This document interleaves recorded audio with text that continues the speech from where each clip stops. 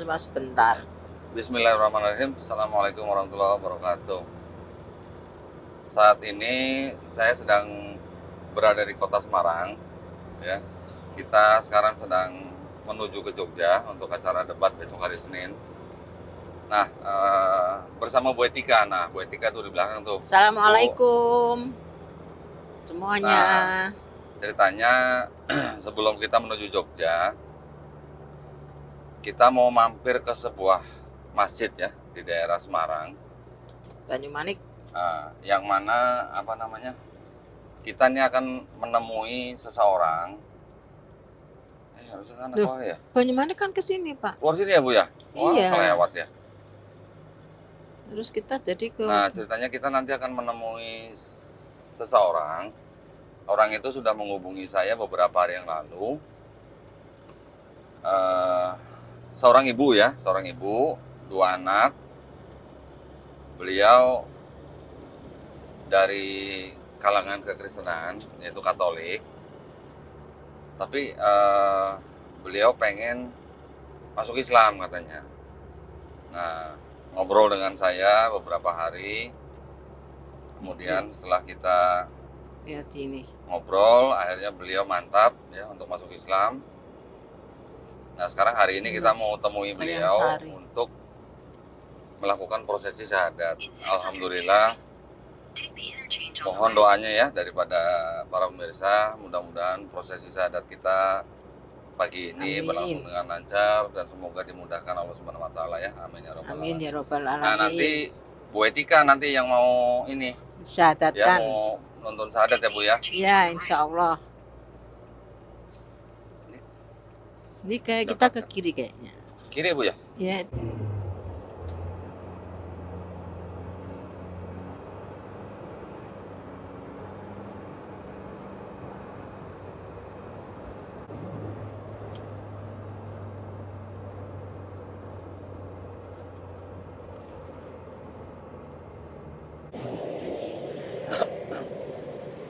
Alhamdulillah, kita sekarang sudah berada di Masjid Raya Al-Muhajirin ya, Al-Muhajirin di daerah Banyumanik, Semarang.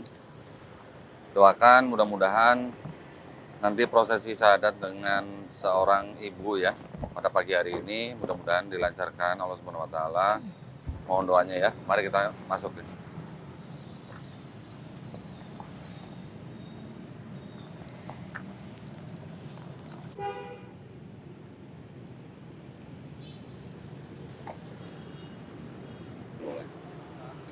Wajahnya.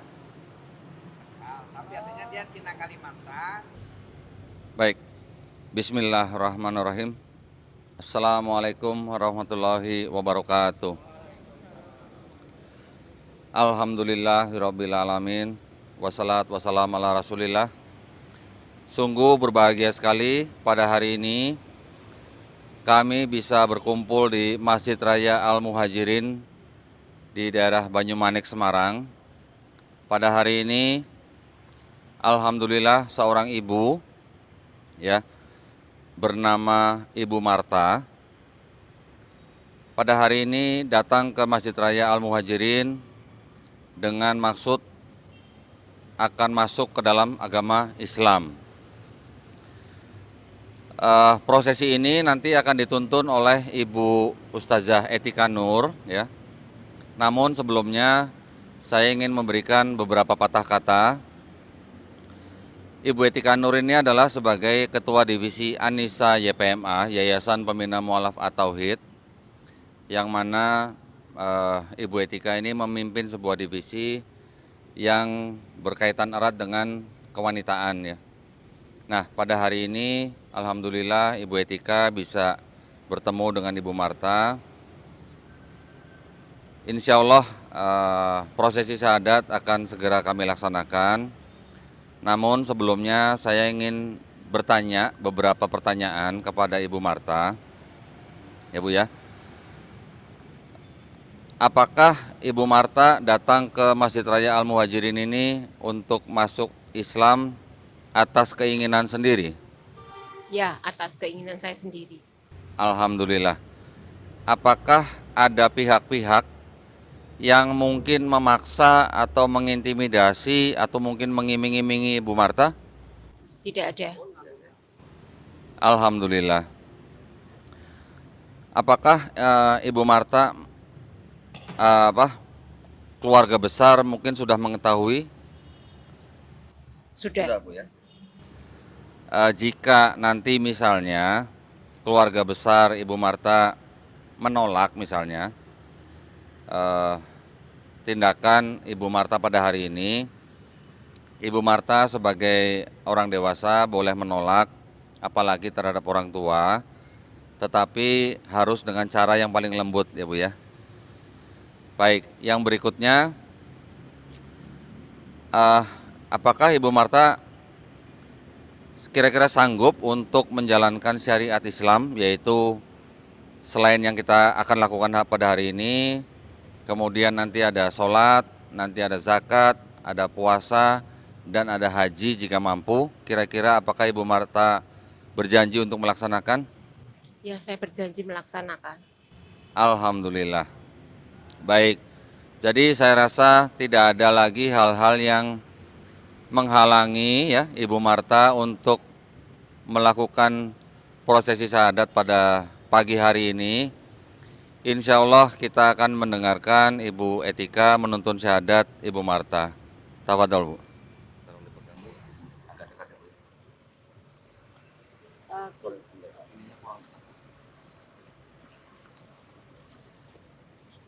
Mungkin Ibu pegang aja. Bismillahirrahmanirrahim. Saya ingatkan sedikit, Ibu Marta masih ada orang tua ya? Sudah tidak Masih ada. ada ya. Pokoknya tetap baik dengan siapapun ya, Ji. dan lebih baik setelah Ji. menjadi Islam ya. Gitu. Ji.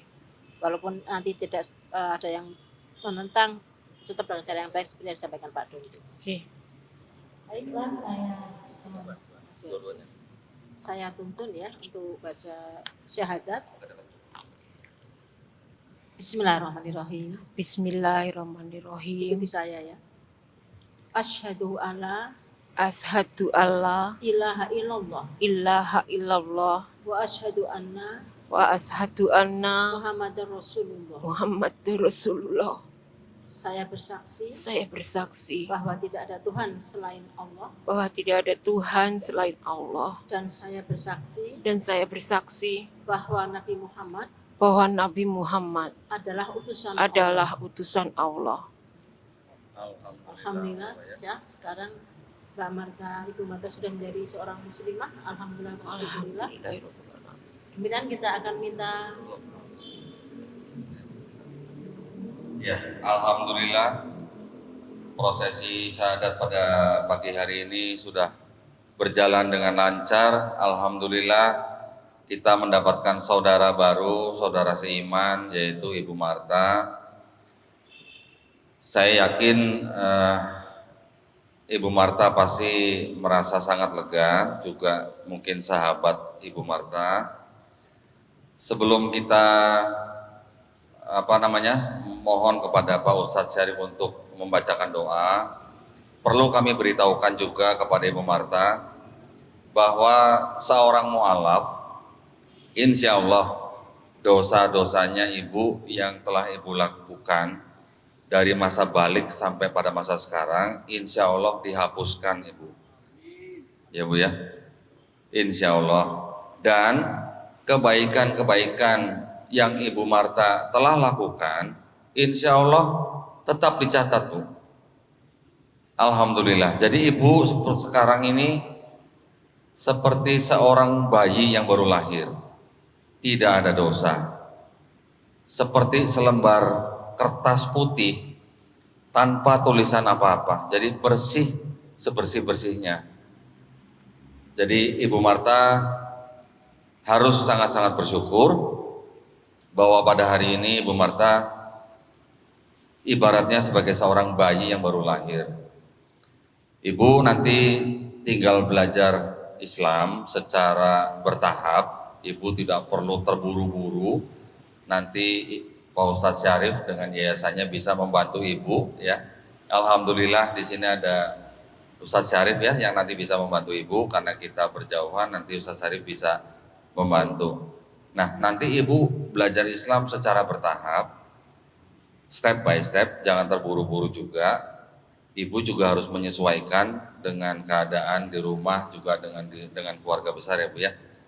Nah, kami ada buku penuntun sholat yang sudah kami siapkan buat ibu, dan juga di sini ada sejumlah uang, yaitu ini adalah zakat yang memang mu'alaf adalah merupakan salah satu pihak yang berhak menerima.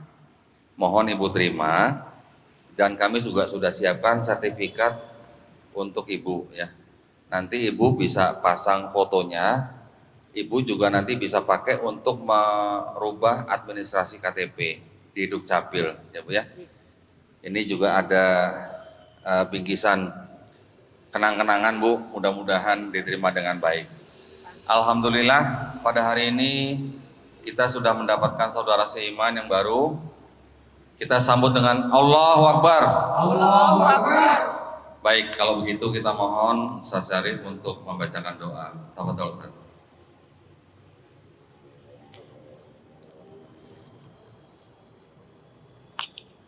Bismillahirrahmanirrahim. Assalamualaikum warahmatullahi wabarakatuh. Sebelum saya berdoa, saya memberi pengantar dikit karena kebetulan ini prosesi mualaf terjadi di lingkungan kita. Sementara Ustadz David Tan ya agak berjauhan, sehingga insya Allah kita bisa meneruskan pembinaannya. Nanti kita bisa belajar di perumahan Gedawang Pesona Asri. Di situ ada yayasan namanya Rusyefah Sabilul Hasanah yang kebetulan juga membina mualaf. Kita sudah memprosesi mualaf 23. Saya hadir di sini terlibat dalam prosesi mualaf. Ini prosesi mualaf yang ke-24. Mudah-mudahan nanti Mbak Marta bisa bergabung, karena Mbak Marta seorang ibu atau seorang perempuan, nanti dibimbing langsung oleh istri saya. Di situ pembinaannya step by step insya Allah, mulai dari kita belajar wudhu, kemudian belajar sholat. Bahkan kita menyampaikan kalau memang bacaan sholat belum bisa, belum hafal, yang penting sholat dulu, ikuti gerakannya, walaupun dari start sampai finish mau coba bismillah terus masalah. Yang penting niat kita, okay? Jadi nanti nggak usah bingung-bingung, untuk pembinaannya bisa di yayasan kami. Mari kita berdoa, mudah-mudahan kita ikut menjadi saksi mu'alafnya atau masuk Islamnya saudari kita Bunda Marta ini, sekaligus menjadi penambah hidayah bagi kita semua. Orang yang tidak beriman saja bisa beriman, kita yang sudah beriman harus tambah imannya. Al-Hadiniyah Al-Fatihah. A'udzubillahi minasyaitonirrajim. Bismillahirrahmanirrahim. Alhamdulillahirabbil alamin arrahmanirrahim maliki yaumiddin. Iyyaka na'budu wa iyyaka nasta'in ihdinas siratal mustaqim siratal ladzina an'amta 'alaihim ghairil maghdubi 'alaihim waladdallin. Amin. Allahumma shalli wa sallim ala sayyidina wa habibina wa syafiina wa nabiyyina Muhammad wa sallim wa radhiyallahu wa tabarakallahu ta'ala kulli ashabi rasulillah ajma'in.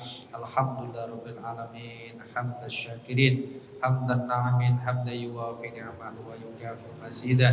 Ya Rabbana lakal hamdu kama yanbaghi li jalalika wa jikaati min sultanik. Allahumma astur awatina wa amin ra'atina. Allahumma ansurni bi quwwati wa salamati bi aunillah. Bismillahilladzi la yadurru ma'asmi sawfil ardi wa la fis samai wa huwa syami'ul alim. Ya muqallibal qulub sabbit qalbi ala dinik. Ya muqallibal qulub sabbit qalbi ala dinik. Ya muqallibal qulub sabbit qalbi ala dinik. Rabbana ighfir lana wa li walidayna warhamhuma kama rabbayana shighara. Rabbana dzalamna anfusana wa illam taghfir lana wa tarhamna lanakunanna minal khasirin. Rabbana atina fid dunya hasanah wa fil akhirati hasanah wa qina adzabannar. Subhana rabbika rabbil izzati amma yasifun wassalamun alal mursalin walhamdulillahi rabbil alamin. Wassalamualaikum warahmatullahi wabarakatuh.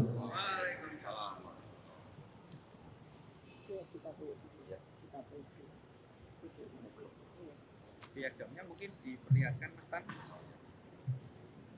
Ya, ini ibu-ibu mau pertemukan dulu Pak. Ya.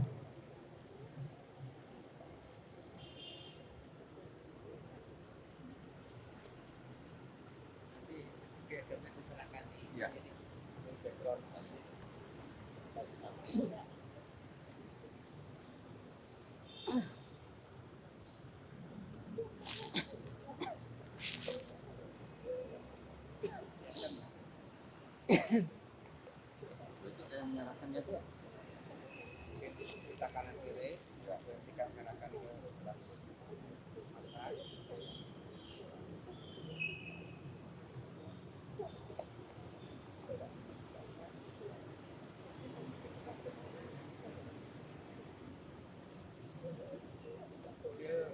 Mas melintang mas.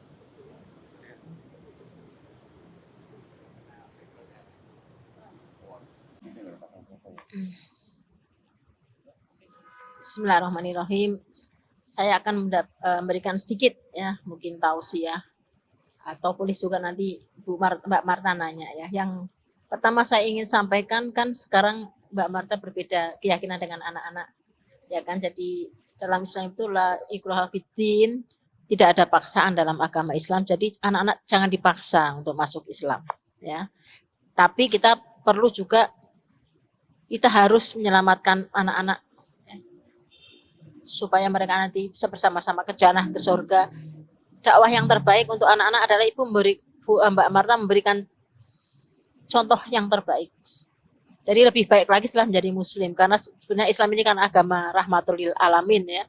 Jadi dakwah yang terbaik itu adalah kita menjadi dengan tingkah laku kita dulu sebelum memberikan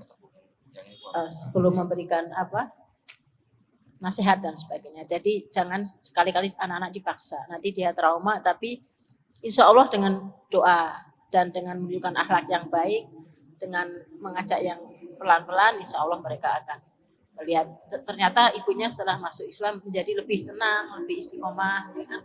Hidupnya lebih baik semuanya. Ya, karena dakwah yang terbaik memang adalah tingkah laku kita sendiri sebagai umat Islam. Memang kita tidak bisa sempurna, Bu, karena kita manusia, ya. Tapi kita berusaha, penting. Itu aja, karena ada perbedaan antara ibu dan anak-anak, ya. Yang penting anak-anak sudah menerima, kan? Ya. Ada yang mau ditanyakan? Hal yang mau ditanyakan tentang Islam? Ibu, kalau saya nggak bisa menjawab, nanti ada Pak Ustadz, Pak Dondi. Kira-kira ada yang mau ditanyakan? Nggak ada. Jadi pertama yang perlu kita harus tegas menggarisbawahi adalah konsep ketuhanan. Ya, lalu Mbak Marta kan Katolik ya. Konsep ketuhanan dalam Islam dan Katolik ini berbeda. Jadi yang ini harus nanti Mbak Marta ingat, dalam Islam ini adalah konsepnya kan Maha Tunggal, Maha Esa. Maha Tunggal itu artinya ya dia tidak menjadi apapun. Kalau dalam Katolik kan ada Trinitas. Kita tidak mengatakan kalau soal kepercayaan kembali ke masing-masing ya. Jadi itu yang mereka percaya, tidak. Kita tidak harus menghargai kepercayaan orang lain juga. Dalam Katolik kan adalah Trinitas ya, artinya Bapa, Putra dan Roh Kudus, tapi ketiganya satu hakikat. Nah, kalau dalam Islam tidak. Tuhan ya yang disembah oleh kita semua. Artinya kalau Mbak Marta masuk Islam, Mbak Marta tidak mendengarkan Yesus juga. Karena Nabi Isa juga sangat dihormati dalam Quran. Maria juga sangat dihormati dalam Quran. Ya, Quran ada surat Maryam. Berarti Quran sangat menghormati yang dulu dikenal dengan Bunda Maria ya. Itu kalau tidak menghormati, kalau Quran bukan dari Allah, dari Nabi Muhammad, ya dia mending nulis surat tentang ibunya sendiri kan, juga bukan Maryam, karena Bunda Maria atau Siti Maryam ini adalah seorang yang luar biasa saleh. Ya, dan Nabi Isa, Yesus ya, Nabi Isa juga orang yang biasa, yang sangat saleh. Ya, kalau ingat Yohanes 17:3, masih ingat? Enggak, sudah lupa. Ya, inilah hidup yang kekal, yaitu percaya kepada Engkau satu-satunya Allah yang benar dan Yesus Kristus yang Engkau utus. Ya. Jadi sebetulnya kalau dalam Islam, Yesus adalah utusan, ya, utusan yang memang sama dengan nabi-nabi yang lain. Ya, dia adalah manusia yang diutus Allah Dan Islam selalu menghargai Yesus dengan mengatakan alaihi salam, ya, Isa alaihi salam, karena kita juga menghormati Nabi kita. Jadi dengan masuk Islam bukan meninggalkan Yesus. Jadi kadang-kadang ada yang, kamu kok meninggalkan Yesus? Tidak, saya tidak meninggalkan Yesus. Yesus adalah tetap saya hormati sebagai Nabi. Ya, Bunda Maria juga kita hormati sebagai salah satu yang satu-satunya wanita yang ditulis dalam Quran kan hanya Siti Maryam, ya, Bunda Maria ini, karena memang kesalehan dan kesuciannya sebagai orang yang sangat taat pada Tuhan, ya, pada Allah. Itu yang harus. Jadi tauhid dalam Islam ini memang tidak harus maha tunggal. Dia tidak menjadi apapun, dia tidak menjadi Roh Kudus, tidak menjadi, karena itu mutlak absolut, ya, itu konsep ketuhanannya. Jadi dosa yang paling besar dalam Islam juga adalah dosa kalau kita menyekutukan Allah. Ada Tuhan lain selain Allah. Jadi kalau dalam perjanjian lama, ya, itu jangan ada Allah lain di depanku. Masih ingat kan?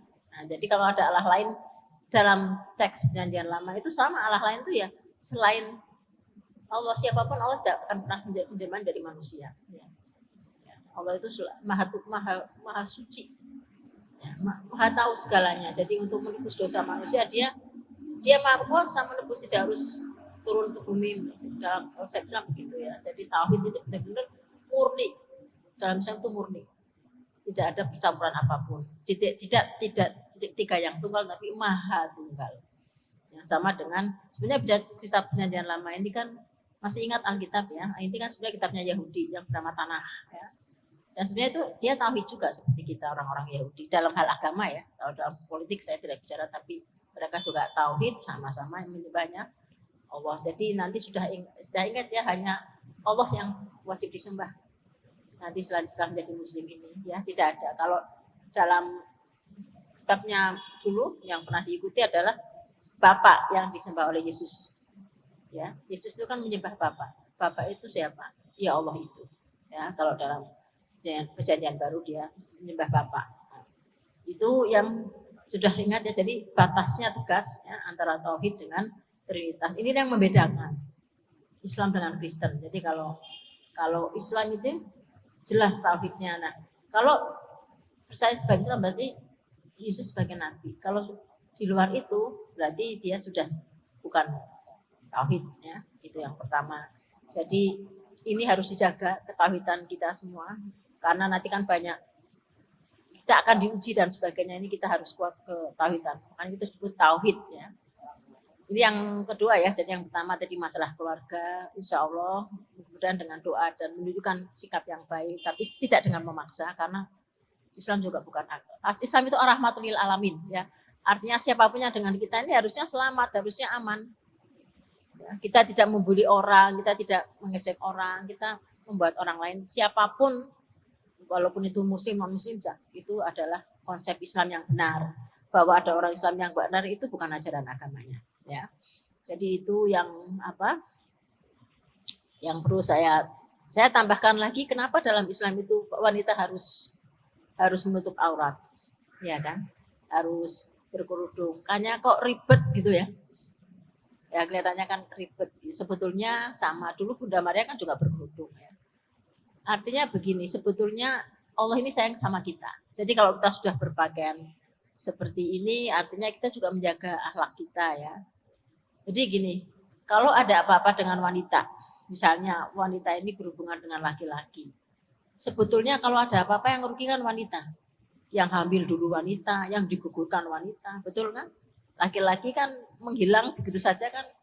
Nah sebetulnya Allah itu sayang, menjaga kita supaya kami itu selamat gitu. Dengan berpakaian tertutup, otomatis hati kita juga menjaga dari laki-laki. Ya itu insya Allah untuk kebaikan kita gitu. Jadi perintah Allah sebenarnya untuk kebaikan kita. Tinggal kita ini mau apa tidak. Ya. Jadi bukan hal yang ribet. Ya, bukan hal yang sulit untuk dilakukan. Kalau kita memang tahu, oh ya ini untuk kebaikan saya sendiri kok gitu kan.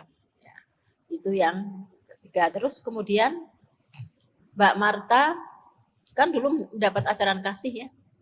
Dalam Kristen, ya, ajaran kasih. Menurut Mbak Marta dalam Islam ada kasih enggak? Ada. Kalau dalam Kristen Mbak Marta dulu waktu Katolik Tidak boleh membalas kejahatan toh? Tidak boleh membalas kejahatan, balaslah kejahatan dengan kebaikan gitu kan. Kemudian sayangilah musuhmu gitu ya. Itu ajarannya baik apa tidak? Baik. Ya, artinya tidak boleh membalas kejahatan itu baik. Tidak boleh. Jadi kadang-kadang begini. Dalam Islam boleh nggak kita membalas kejahatan? Dalam Islam boleh. Jadi begini. Islam boleh membalas kejahatan tetapi memaafkan itu lebih baik. Kenapa begitu, Mbak? Jadi kalau ditanya kenapa begitu? Karena Islam itu agama yang sesuai dengan fitrah manusia. Ini yang sering disalahpahami. Jadi begini, saya kasih contoh begini. Kalau Mbak Marta misalnya punya anak perempuan, anak Mbak Marta dibunuh dan diperkosa, boleh nggak membalas dalam? Boleh, dalam Islam boleh. Karena boleh, maka ada dulu dalam Rasulullah ada kode-kode, karena boleh ada pengadilan, ada polisi, ada jaksa, ada pengacara, itu karena kita boleh membalas kejahatan. Tetapi memaafkan lebih baik. Ya. Jadi kasih dalam Islam itu bukan berarti tidak boleh membalas kejahatan. Ya, karena kenapa dalam Islam boleh membalas kejahatan? Tapi memaafkan lebih baik. Kenapa? Karena kalau tidak begitu nanti sebenarnya membalas kejahatan itu apa tujuannya? Pertama untuk memberikan keadilan bagi para korban. Ya, bayangkan kasus-kasus pembunuhan perampokan, kalau nggak boleh membalas, perampok merajalela Mbak nanti, pembunuh juga merajalela. Islam itu ajarannya sesuai dengan fitrah manusia. Memang manusia itu seperti ini. Jadi Quran itu datang dari Allah. Jadi Allah Maha tahu. Kenapa boleh? Karena kalau tidak boleh, sedangkan di penjara pun Nabi masih melakukannya lagi kan gitu kan. Jadi ajarannya rasional, yang sesuai fitrah manusia. Tapi kalau kita memaafkan lebih baik. Ya, jadi ada opsi pada diri korban, kamu mau memaafkan atau mau membalas gitu. Tapi bagi tujuan untuk pelaku apa? Supaya dia dibalas, supaya punya efek jerak. Itu tujuannya di sana. Jadi supaya dia punya efek jerak, dia sudah membalas. Artinya gini, kalau orang membunuh, ya, nanti dia bisa dilaporkan polisi. Kita kan berarti kita membalas. Nah, polisi pengadilan terserah mau apa? Menghukum sesuai dengan ketentuan. Ya, kalau dalam aturan Islam kan ada tiga opsi. Jadi boleh kita membalas, misalnya orang membunuh dibunuh, kisos. Atau boleh dengan diganti diat sejumlah uang. Untuk misalnya yang bunuh bapak-bapak ini anaknya yatim, nggak apa-apa, saya maafkan, tapi anak-anak ini kamu sampai dewasa harus kamu. Ada yang memaafkan, tetapi memaafkan itu lebih baik. Namun kalau semua tidak boleh membalas, nanti kacau, ya, jadinya hukum rimba gitu ya. Jadi kasih dalam Islam kasih, tapi bukan yang tidak sesuatu yang apa ya, terlalu wah tidak boleh membalas. Nah itu tidak. Jadi kenapa? Karena Tuhan itu Maha tahu. Ya, jadi kalau kita punya komputer, kita membuat komputer ya, seorang insinyur, kan dia tahu nih bagaimana caranya membuka dan sebagainya ya. Sama Allah itu yang menciptakan manusia. Dia tahu persis bagaimana mengatur manusia dengan memberikan Al-Qur'an. Ya. Islam juga mengakui kitab-kitab sebelumnya, kitab Injil, kitab Taurat yang diturunkan kepada Kejadian Lama, kan ada Taurat ya. 5 kejadian, kitab pertama Kejadian, Keluaran, Imamat, Bilangan, Ulangan ya. Itu juga sama. Injil juga ada, yang sekarang dikenal dengan Matius, Markus, Lukas, Yohanes. Ya. Nah itu Allah juga menurunkan. Tapi yang dijaga sampai akhir zaman itu Al-Quran. Dan yang mengaku Nabi juga banyak setelah Rasulullah, Nabi Muhammad. Tapi nyatanya kan tidak bisa, karena bukan dari Allah. Jadi kelebihan Al-Quran dari kitab lain apa? Al-Quran memberikan pengajaran, siapa yang memberikan pendapat ahli waris, semua diatur Quran. Kita mengikuti saja sudah. Ini sudah ada panduannya. Sebisa mungkin kita ikuti. Ya sebagai manusia nggak bisa sempurna, tapi ini sudah ada panduan. Kita ikuti saja gitu ya. Kalau ujian pasti ada. Tidak ada orang yang tidak diuji, karena semua manusia ini ibaratnya kan kita sekolah naik kelas kan harus ada ujian. Ya, itu pasti ada ujian. Nah ini kelebihan Quran dari mana dengan kitab lain? Kenapa kita harus percaya Quran sebagai kitab lain? Ya karena memang Al-Quran dijaga oleh Allah. Dari mana? Quran itu berbeda. Ya kalau kitab lain itu diturunkan, kemudian dia ditulis kembali oleh bisa yang bimbing Roh Kudus, menulis lagi. Quran kan bentuknya verbal revelation. Dia diturunkan tapi sudah matang Rasulullah. Siapa tahu Tuhanmu kalau ditanya, kan ada sebab-sebab suatu ayat surat turun. Oh, Tuhanmu gimana? Sudah turun surat Al-Ikhlas. Qul huwallahu ahad, Allahus samad, lam yalid wa lam yulad wa lam yakul lahu kufuwan ahad. Itu Tuhan kamu itu ya Tuhan yang Maha Tunggal. Yang tidak diperanakkan, tidak memperanakkan. Ya, tidak ada satupun yang namanya. Jadi tidak ada satupun yang seperti Allah. Seperti apa sih? Ya tidak bisa digambarkan karena kita belum bisa melihat. Tetapi tahu Allah apa? Dalam Quran itu Allah yang bicara. Ya, jadi kalau kita mau bicara sama Allah, mau bicara, lihat bagaimana Allah bicara dengan kita di Quran. Ya, jadi karena bentuknya berbeda sendiri, Quran ini bisa dihafal oleh jutaan orang. Bahkan anak kecil 6 tahun ya. Tidak ada satu kitab suci pun yang bisa dihafal di luar kepala. Titik komanya panjang pendeknya itu Quran ya. Karena itu luar biasanya Quran. Ya. Kemudian beda dengan kitab Alkitab. Alkitab kalau Katolik 73 buku, Kristen 66 buku. Ya, Ethiopia 78 buku, Kristen Mesir sebagainya berbeda lagi ya. Itu adalah kelebihan Quran. Jadi kalau Quran itu disimpan di software manusia. Ya, jadi kalau semua kitab suci di dunia dihancurkan, baik itu bentuknya softwarenya atau hardwarenya, nggak ada kitab suci, nggak ada, semua dari Hindu, Islam, Kristen dihancurkan semua. Kitab suci itu nggak ada di dunia. Yang bisa direkonstruksi lagi ya cuma Quran. Panggil para hafiz, ditulis lagi. Itu janji bahwa Allah menjaga Quran. Ya, sampai hurufnya, titik komanya, panjang-panjangnya semua dijaga. Itu makanya Quran adalah bagi orang-orang yang berpikir. Orang yang memikirkan, dan belum lagi Quran yang sesuai dengan pengetahuan modern ya, banyak ilmuwan barat yang masuk Islam setelah tahu bahwa apa yang terjadi di modern science, pengetahuan modern ini sama dengan sudah dikatakan Quran 14 abad sebelumnya ya. Ini adalah yang keempat saya. Yang terakhir yang akan saya sampaikan adalah melaksanakan kewajiban. Ya, kewajiban pertama syahadat, kemudian kedua sholat ya, ketiga puasa. Ya, puasa, zakat, terus naik haji bagi yang mampu. Nah, yang pertama sudah dilaksanakan, sholat. Sholat itu memang sesuatu yang berat bagi yang belum terbiasa. Kenapa dalam Islam sholat? Kok dalam Katolik dulu kan nggak ada kewajiban sholat 5 waktu. Sebetulnya ada, tergantung dari mana gitu ya. Nah, sebetulnya begini, kalau Mbak Marta ke Mesir, ya, Kristen Ortodoks ke Yunani itu mereka sembahyang. Mirip dengan sembahyang kita, orang Yahudi juga karena dari Nabi Ibrahim. Ya, sembahyangnya cuma 7 kali kalau Kristen Ortodoks. Jadi sekarang Kristen Ortodoks ada di Surabaya pusatnya ya Pak Dondi ya.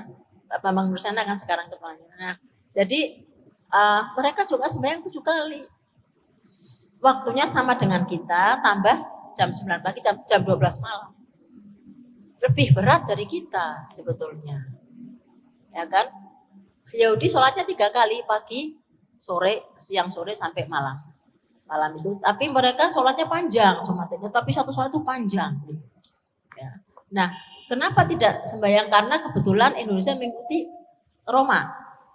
Jadi kan ada 5 kepatriahan Kristen dulu sejak tahun awal Nabi Isa, kemudian menjadi agama Kristen. Ya. Sebetulnya agama Nabi Isa kan menurunkan tauhid, agama menyembah Allah.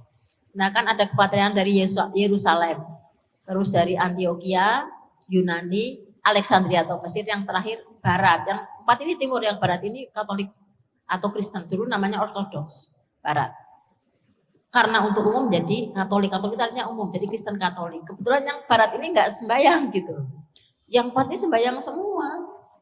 Jadi kalau search di YouTube Kristen Ortodoks Syria, sembahyangnya sama, mirip, dan itu 7 kali. Jadi kewajiban sembahyang bukan hanya milik Islam, semua agama yang diturunkan oleh Nabi Ibrahim. Ya, Islam adalah agama yang disempurnakan. Jadi Islam bukan agama yang baru dibawa oleh Nabi Muhammad, bukan. Nabi Muhammad itu meneruskan ajaran agama-agama dari Nabi Isa, Nabi Ibrahim, Nabi Abraham, Yosef, ya, Yusuf, dan semua sebelum itu Islam menyempurnakan. Ya, itu yang sholat. Jadi sholat itu bukan hanya kita. Coba nanti kalau nggak bisa ke Mesir ya search di YouTube. Bagaimana mereka harus 7 kali sholat panjang. Ya, jam 12 malam harus bangun loh. berat kan, nah, kita masih lebih ringan. Puasanya Yahudi kan memegang Taurat, itu 25 jam dari setengah 6 sore sampai paginya setengah 7. Kita masih ringan loh, puasa kita masih disempurnakan. Allah mengatur kekuatan, sudah ini agama yang kita disempurnakan Allah dengan sholat dan waktu yang sudah ditentukan Allah, manusia akan bisa jika dia mau, ya. Jadi gitu ya Mbak. Yang terakhir mungkin masalah poligami, banyak yang disinggung-singgung. Kok kenapa Islam boleh poligami begitu ya? Sebetulnya poligami dalam Islam itu bukan kewajiban, bukan anjuran. Ya, dia sesuatu yang opsi. Opsi itu artinya gini, kalau itu jalan satu-satunya ditempuh. Ya, bukan, jadi saya juga berhak tidak mau poligami, nggak ada masalah. Jadi bukan harus wajib, bukan harus anjuran gitu, karena satu-satunya agama yang mengingatkan untuk menikah satu adalah Islam. Ya. Nikahlah 4, 3, 2, tapi tidak kamu bisa berbuat, tidak bisa beradil, maka satu cukuplah. Jadi asas pernikahan dalam Islam adalah monogami.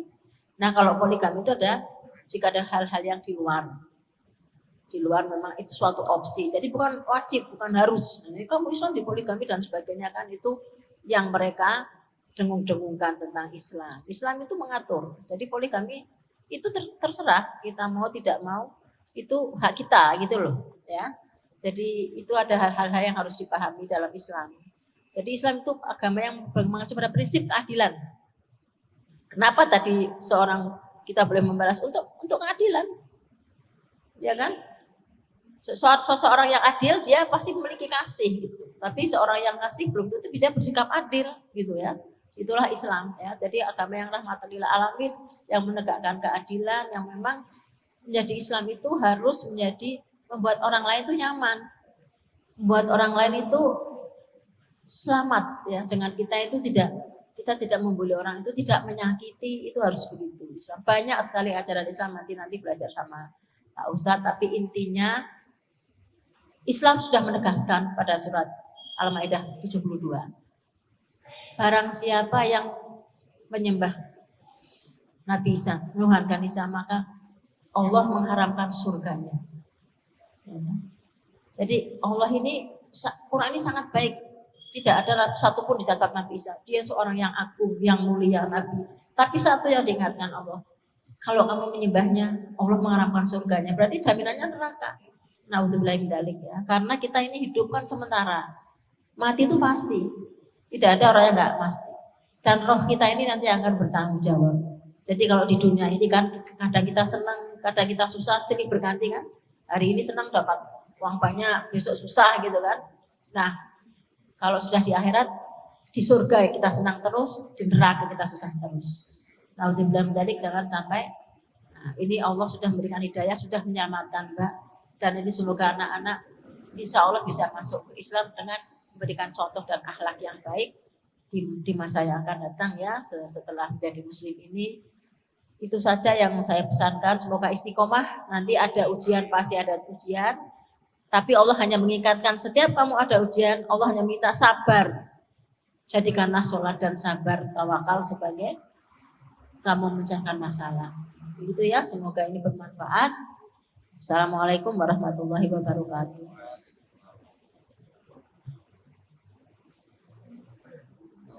Nanti tinggal ada waktu main. IKTP.